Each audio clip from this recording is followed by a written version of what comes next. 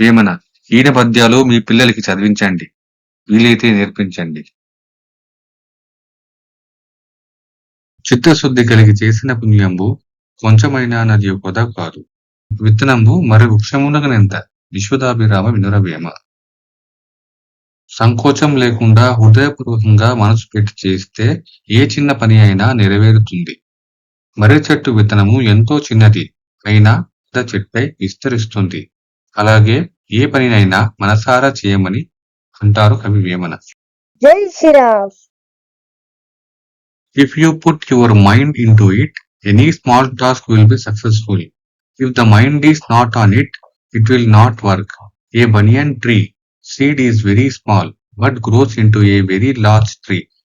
So work with your mind, says Kavi Vemana. Jai Sriram.